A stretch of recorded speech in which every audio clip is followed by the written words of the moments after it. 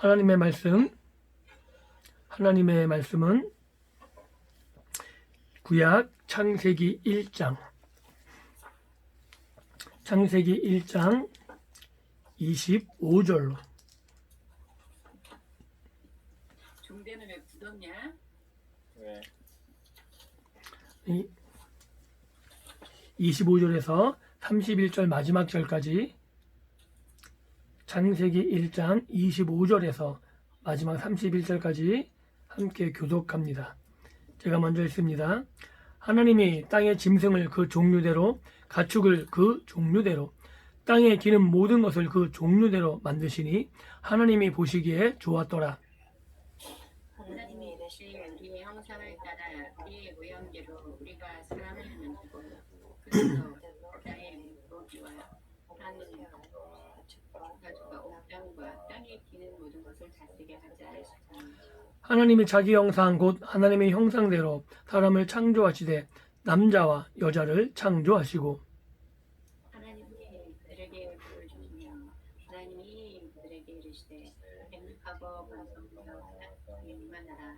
땅을 정복하라. 바다의 물고기와 하늘의 새와 땅이 움직이는 모든 생물을 다스리라 하시니라.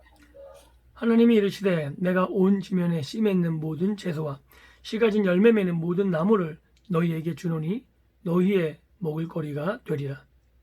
또 땅의 모든 생물과 하늘의 모든 새와 생명이 있어 땅에 기는 모든 것을 먹을거리라 하시니 그대로 된다. 같이 읽습니다. 하나님이 지으신 그 모든 것을 보시니 보시기에 심히 좋았더라. 저녁이 되고 아침이 되니 이는 여섯째 날이라. 아멘. 오늘 우리가 읽은 이 본문 말씀을 가지고 하나님의 형상이라는 제목으로 말씀을 나누고 함께 은혜 받기를 원합니다. 우리가 일상적으로 쓰는 단어 가운데 하나가 부모를 닮았다, 누구를 닮았다라는 그런 말을 합니다. 누구를 닮았다, 부모를 닮았다라고 말할 때에는 외모를 닮았다, 분위기를 닮았다라는 말의 이미지도 있지만 부모의 태도나 아니면 삶의 부분들, 이런 모습을 닮아가고 있고 그것이 보여진다라는 의미이기도 합니다. 또한 그 자녀와 부모 간의 그런 어떤 영역에서 입장을 보면 그 부모의 권위와 부모의 행위, 이런 모습들도 닮아갈 수가 있는 거죠. 부모가 어떤 권위를 갖고 있다면 자녀에게도 부모가 가진 권위를 행사할 수 없을지 모르겠지만 그런 권위적인 모습들, 어떤 그런 태도들이 자녀의 모습에도 충분히 보여질 수 있는 겁니다. 또한 아이가 점점 자라가면서, 특별히 부모라고 말한다면 아이가 점점 자라가면서 자기 아버지나 어머니의 태도나 표현, 성격 등을 거울처럼 반사해주는 방식으로 닮아가게 됩니다. 그래서 실제로 자녀들이 부모의 거울이다라고 말하기도 하고 자녀를 통해서 부모들을 가늠할 수도 있습니다. 이것이 누구를 닮았다라는 이야기를 하는 것의 정의다라고 말할 수 있는 것입니다. 그런데 오늘 우리가 읽은 창세기 본문에 하나님의 형상이란 단어가 나옵니다. 이 하나님의 형상에 대한 논의는 제가 언급하지 않으려고 합니다. 그러나 하나님의 형상이란 이것이 하나님이 창조하신 사람 아담과 하와에게 하나님의 대리자로서 봉사할 수 있는 능력을 제공했다라는 이 사실은 분명한 것이고, 또한 그 누구도 여기에 반대할 사람이 없을 것입니다. 즉 하나님처럼 존재하고 하나님처럼 행동할 수 있는 능력, 이것이 아담과 하와에게 제공된 것, 이것이 하나님의 형상이라는 단어에 포함된 가장 중요한 의의라고 할 수 있습니다. 또한 이성, 양심, 자의식, 영적인 분별력 등은 하나님의 형상의 실제적인 구현이다라고 말하기보다는 그러한 목표를 성취하도록 하나님이 우리에게 제공해 주시는 도구다라고 말할 수 있는 거죠. 우리가 사람으로서 하나님이 창조하신, 하나님의 형상으로 만드신 인간으로서 하나님을 닮아가고 하나님을 구현할 수 있도록 우리에게 심겨 놓으신 어떤 것들, 그것을 전체적으로 포함해서 하나님의 형상이다라고 말할 수 있는 겁니다. 즉 하나님의 형상을 발전시킬 수 있는 능력, 우리가 온전히 하나님을 닮아가는 마태복음 산상수훈에서 하나님의 온전하심 같이 우리도 온전해져야 되는데 그 하나님의 온전하심을 향해 닮아갈 수 있는 능력을 소유했다라고 말할 수 있는 것이 우리가 하나님의 형상을 가졌다라고 말할 수 있는 겁니다. 어떻게 보면 이것은 우리에게 하나님께서 씨앗의 형태로 우리에게 심겨 놓으셨다라고 말할 수 있는 겁니다. 신적인 본질에 대한 물리적인 구현이며 그 본질이 나타내고자 하는 기능이 그 안에 담겨져 있는 거죠. 우리가 온전히 하나님으로 하나님과 똑같이 하나님이다라고 말할 수 없습니다. 우리는 하나님이 아닙니다. 질적으로 다릅니다. 그런데 하나님의 모습이 우리 안에 구현되어지고 하나님의 능력이 하나님의 통치의 모습이 우리 안에 담겨져 있다라고 말할 수 있는 것은 바로 하나님이 우리를 하나님의 형상으로 창조하셨다라고 말하셨기 때문에 그 기능적인 부분들이 그런 구현된 부분들이 우리 안에 보여질 수 있다라고 말할 수 있는 겁니다. 그래서 하나님의 참 형상이신 예수 그리스도를 통해 우리의 회복된 모습을 우리는 어느 정도 유추할 수 있는 겁니다. 신약의 저자들은 예수님을 보이지 않으시는 하나님의 참 형상이다라고 말합니다. 이것은 물리적인 초상이라고 말하기보다는 하나님의 물리적인 대리자라고 말할 수 있는 거죠. 즉 예수님은 하나님의 온전한 대리자, 하나님의 온전한 구현자라고 말할 수 있는 것이고 그 모습을 통해서 우리가 나아가야 될 우리의 완성된 모습들을 예수님을 통해서 바라볼 수 있는 거죠. 예수님은 하나님의 본질을 지니고 계셨습니다. 예수님은 하나님의 속성들을 온전히 반영하고 계십니다. 그리고 예수님은 하나님을 대신해서 행동하셨습니다. 그런데 바로 이 모습이 하나님의 형상을 닮고 하나님의 형상을 우리 안에 있게 하신 하나님의 그런 온전한 뜻이 발현된 그리고 그렇게 닮아가야 될 모습이다라고 우리에게 말하고 계시는 것이고 우리가 예수님을 통해서 예수님을 닮아가는 삶을 살아갈 때 예수님과 같이 우리 안에 하나님의 본질이 하나님의 속성들이 하나님을 대신해서 다스리는 모습들이 우리 안에 온전히 드러날 수 있다라고 말하는 것이고 바로 이것이 우리 안에 하나님께서 형상을 만드시고 형상을 두시고 기대하시는 하나님의 뜻이다라고 말할 수 있는 것이고 바로 이 모습을 통해서 하나님이 기뻐하셨다라고 창세기 1장의 저자인 모세는 우리에게 말해주고 있는 겁니다.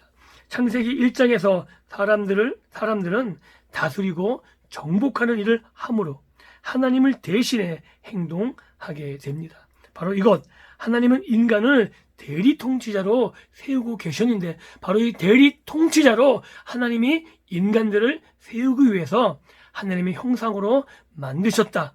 하나님의 형상의 참 모습들을 우리 안에 두셨다라고 말하고 있는 것이고 바로 이것이 창세기 1장에서 모세가 말하는 세계관을 대변한다라고 분명하게 지적할 수 있는 겁니다.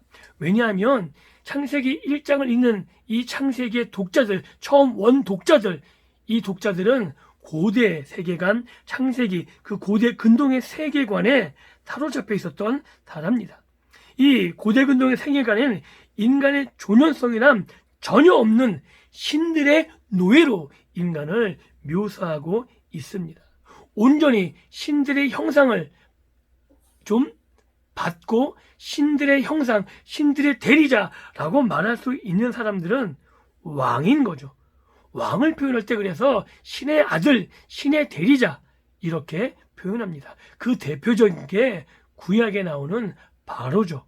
태양신의 아들, 태양신의 대리자.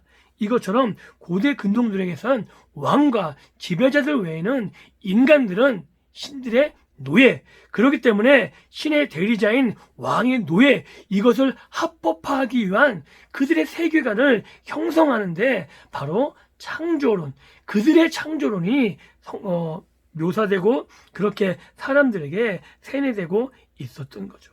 그런데 창세기 1장에는 전혀 다른 세계관, 그들의 세계관을 뒤집는 놀라운 이야기가 펼쳐져 있습니다.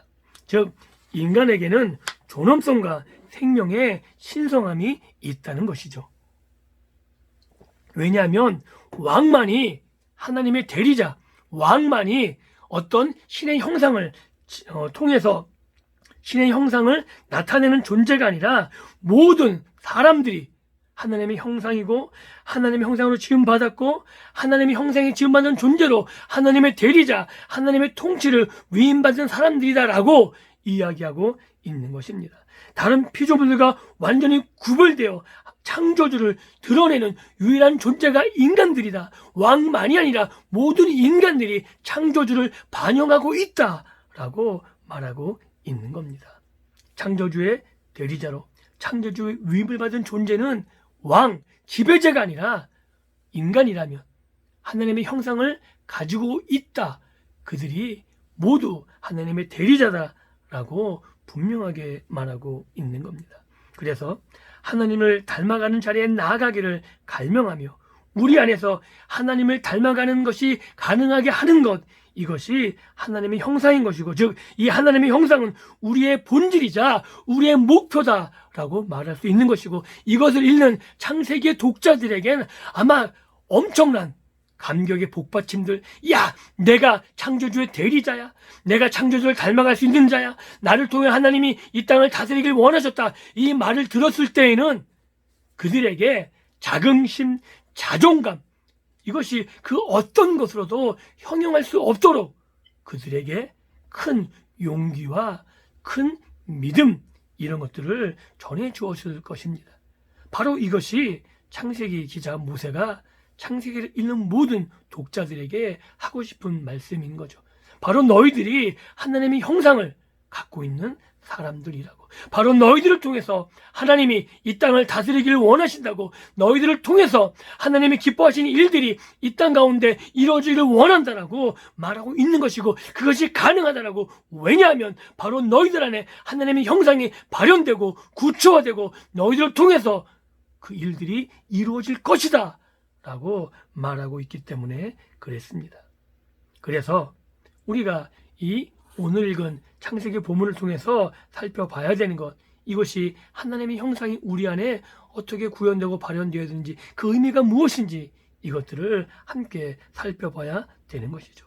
특별히 인간의 창조에서만 우리라는 용어가 사용돼요.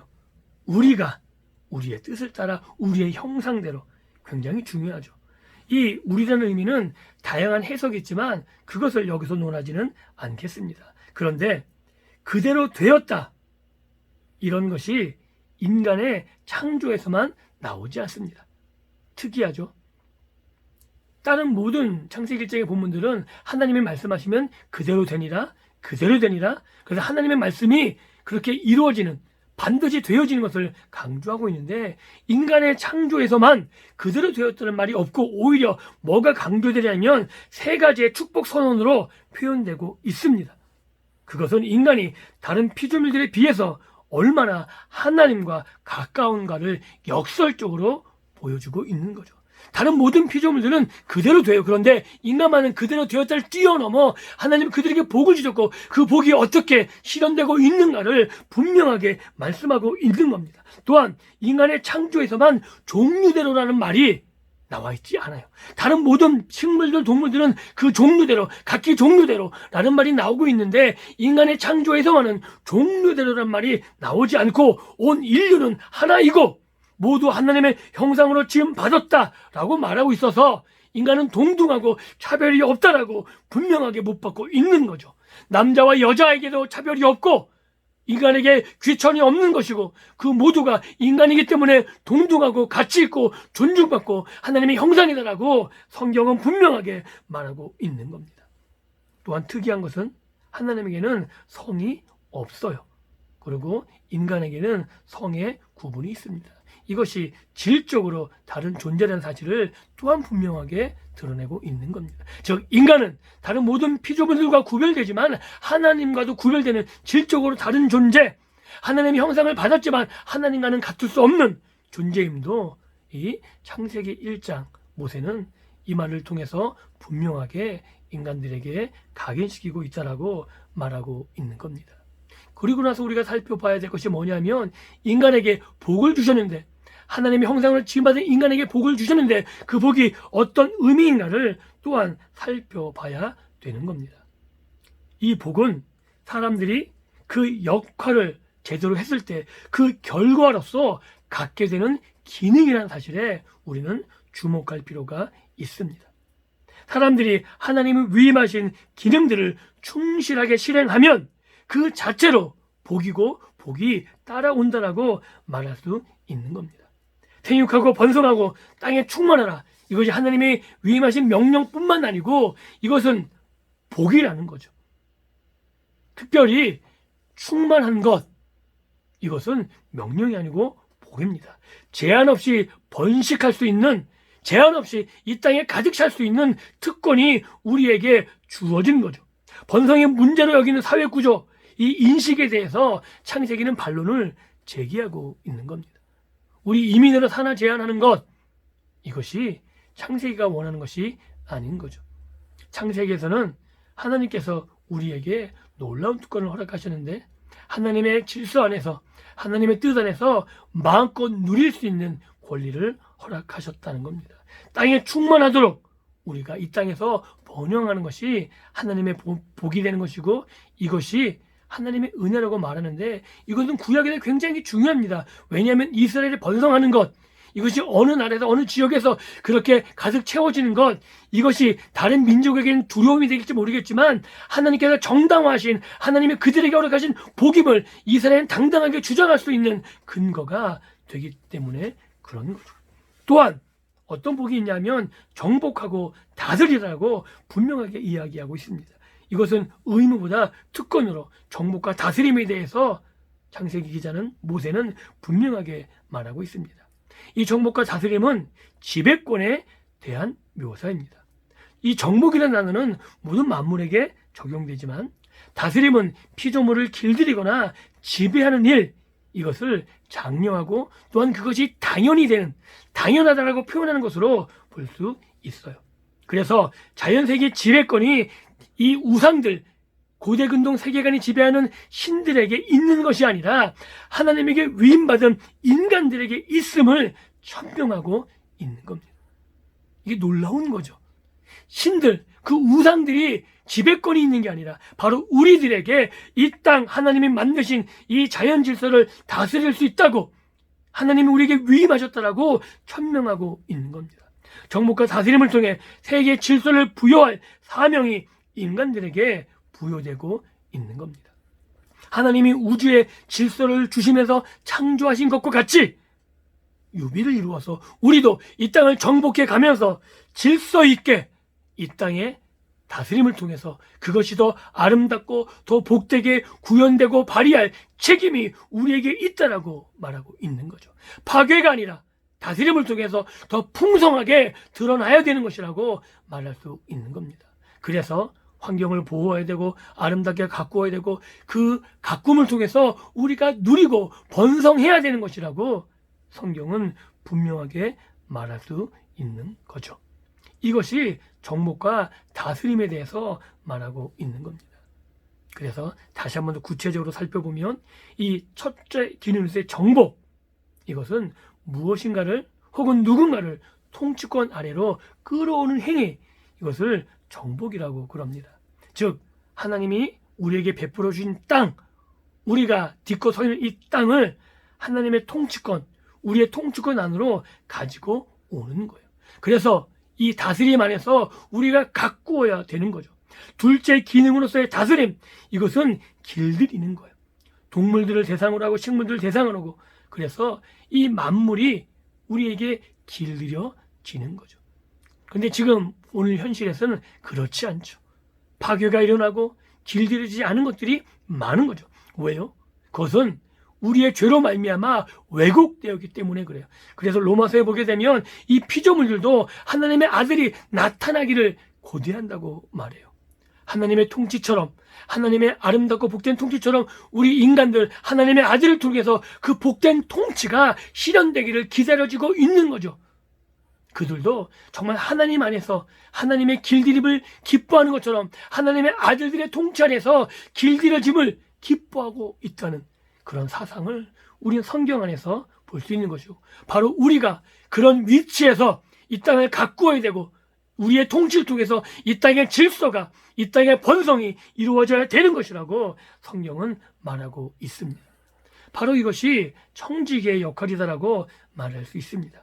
정복과 다스림을 욕망의 도구로 활용하는 것이 아니라 정복과 다스림이 오히려 하나님이 기뻐하신 일을 표현하는 것, 온 우주의 소유이신 하나님께서 바라는 것을 이루어가는 것, 동물들과 식물들도 우리 안에서 번성하고 번성을 누리는 것, 질서가 잡히고 그 안에서 정말 많은 것들에게 유익이 되는, 인간에게 유익이 되는 바로 이러한 모습이 하나님이 원하셨던 것이고, 그렇게 우리가 살아가는 것이 청지기의 올바른 삶이다라고 말하는 것이고, 그것이 하나님의 형상의 바른 구현이다 라고 말할 수 있는 겁니다.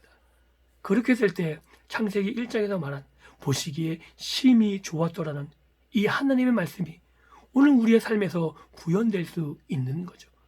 죄로 삐뚤어지고 왜곡됐지만 우리가 하나님의 형상을 온전히 구현시키며 진짜 참된 정복과 다스림을 통해서 이 땅에 하나님의 뜻이 실현되고 퍼져지게 된다면 하나님은 말씀하시는 거예요. 보시기에 좋았다라고. 그것이 성경 창세기 1장이 오늘 우리들에게 말하고 싶어 하는 겁니다. 피조물이 모두 제 역할을 감당하기 위해서 창조되었다라고 말합니다. 기능이 온전히 발휘되면 하나님의 보기에 좋은 겁니다. 하나님의 창조하신 모든 것이 각자 제 역할을 잘 해놓았으므로 하나님의 보기에 좋았던 거예요. 그게 6장에서 온전히 실현되죠.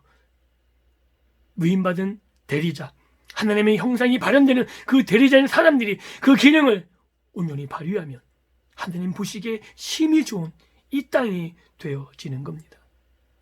그래서 오늘 우리는 각자 맡은 일을 잘 감당하는 것이 하나님의 보기 좋은 것임을 깨닫고 우리에게 맡겨진 그 일에 최선을 다해서 또한 그 일들을 통해서 정말 우리에게 부탁하신 일들이 아름답게 이루어져서 하나님이 심히 보기에 좋은 그 말들이 구현되어지는 믿음의 삶을 살아가기를 주님의 이름으로 축원합니다.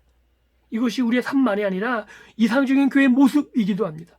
모든 교회 공동체 구성원이 자기의 맡은 일을 잘 감당하는 거죠.